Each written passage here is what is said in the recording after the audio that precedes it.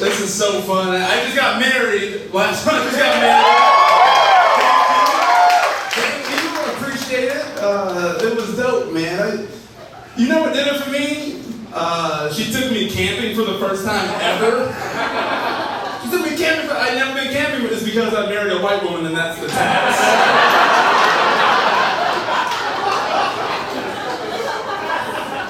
It was cool though, man. I like camping. Camping was pretty dope. She took me on a hike. The hike was cool. We actually saw another black dude on the trail, and he was like, "Oh!" And I was like, "Ah!" And we both were like,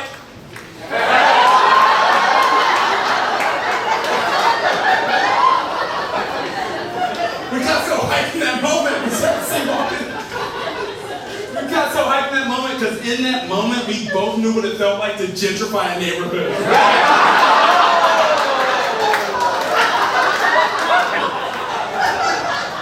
It's like, bro, let's build an open air Boost Mobile right here. How many minutes you want? See walking on nature.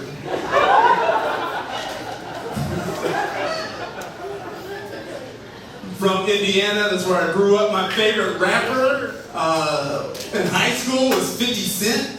Love 50 Cent, hell yeah. Get rich or die trying. For those of you who don't know, 50 Cent's whole thing was he's this gangster, right? He got shot 9 times. And just walked that shit off like the boogeyman. He got shot 9 times. He made a rap album about it called Get Rich or Die Trying. And as a kid, I was like, that's so cool. I want to be 50 Cent.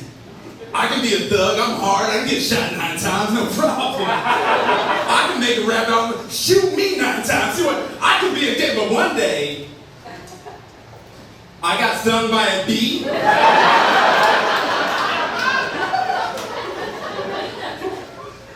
And I was like, maybe I'm just more of an Usher fan.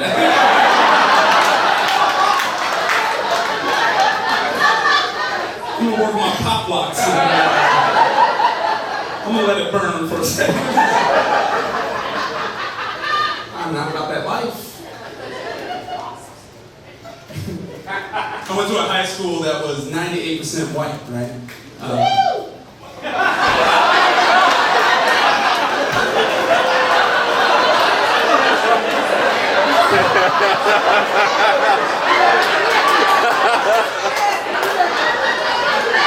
Good night,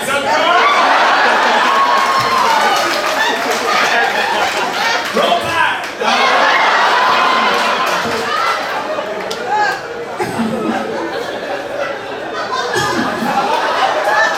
You too? Yeah. Yeah.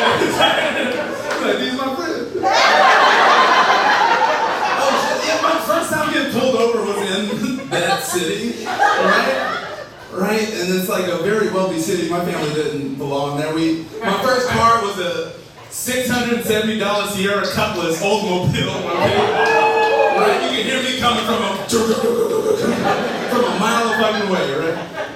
Right? My friends got Range Rovers and Saabs. I don't even know how to spell Saab. He pulled me over for rolling through a stop sign. That's how they get you in the wealthy neighborhood. I rolled through a stop. I tried to stop, but the Cutlass. They had other plans.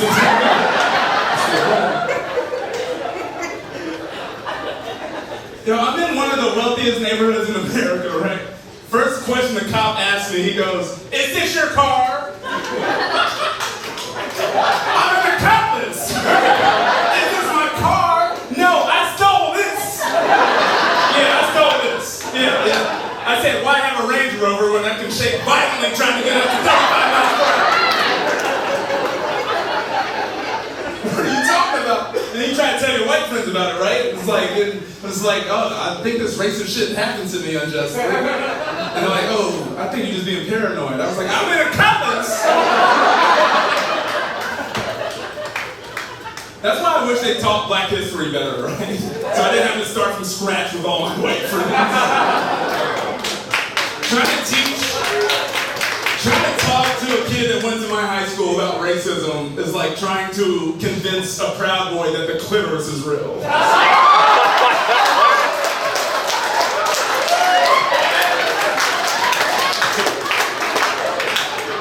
Just because you may never experience it. Shit's crazy, right? That's how they teach Black history, right? It's just like, slavery happened, sorry. Martin Luther King,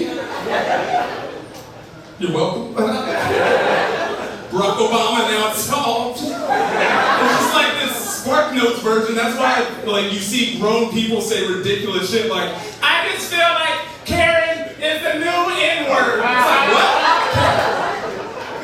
For real? Don't tighten up on me, guys. I have a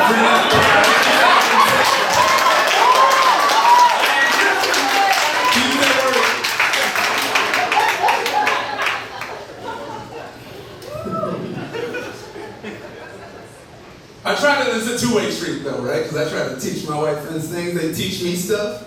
Like, they teach me phrases I never, like, I just found out what the phrase balls deep is.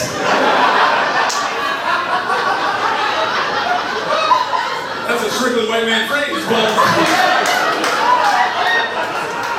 Black people aren't saying balls deep. Because we don't need to. Okay.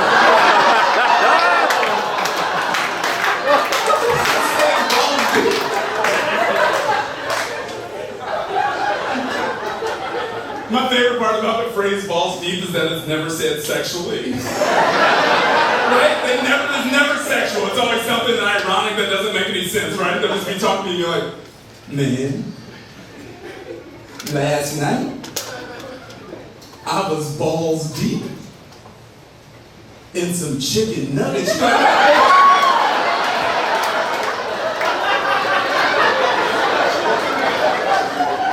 Hands in the air, step away from the 20-piece circus. I don't like the way that sounds one bit. I love coming to Epic Comedy Hour, man. They do such a good job. They always throw me on like very You know what? Like, the shows, you always get a little bit of everything. The shows are very diverse.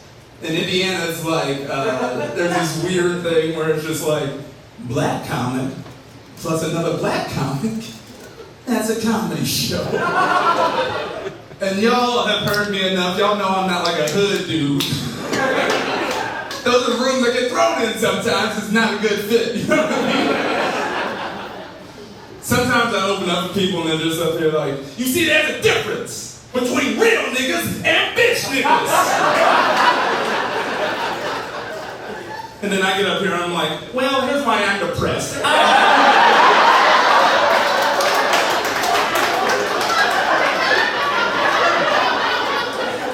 Let's talk about issues, guys. I think we should lean in and talk. Right? And then the audience, they're confused. They're like, bitch ass nigga up there. I did not pay for this experience. I would like a full refund.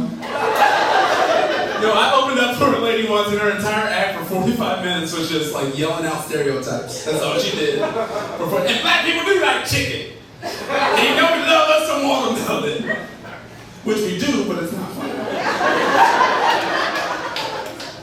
Right? And I was just like in the back of the room, I was like, what the fuck's going on? Because she's just crushing. What the fuck's happening?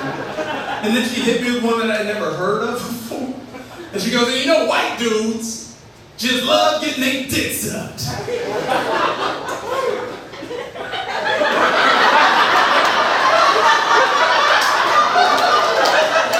And that was a new one for me. Because I like that too. You know what I mean? I've never been on a date and been like, you better not try to suck my dick tonight. Say that for the white boys, okay? You can't stop a white dude from getting his dick sucked and listen to Muffin Sons.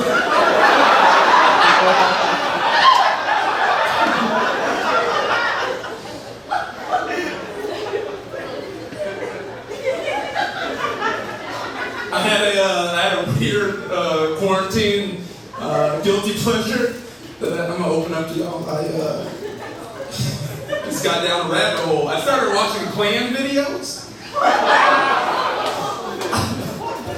They were funny to me, I don't know. The mindset you had to be into like rant as a racist on a fucking YouTube channel. It's crazy. I have a favorite guy. Don't worry. His whole thing was like, oh, they're taking our women. They're taking our women. Our women, they're taking them. They're taking our women. And I like got upset because my wife's white, right? And I'm just like, what? They're not taking all your women? I found one good one. And it seeped into my psyche. I started having this recurring dream where I just wake up in the field, like an abandoned field, dressed in all black, with a cape. It's a great dream. I look like a badass. It's great. Cape blowing in the wind. Flap, flap. I had sunglasses on. Flap. My hairline came back. It was a great dream. And I turned around and I just saw flashing letters that said K, K, K. And I walked up to the doors. And I, BOW! And I yelled, where are white women at? And then everyone's head exploded. And then I ascended to heaven on the back of a black cowfish. Where I saw a million beautiful black faces, and I said, I was greeted by Dr. Martin Luther King. He was like, brother, this is fantastic. I looked around, I was like, can I stay in heaven forever? And I looked over and I saw Harriet Tubman over here, and she had Mitch McConnell on a leash.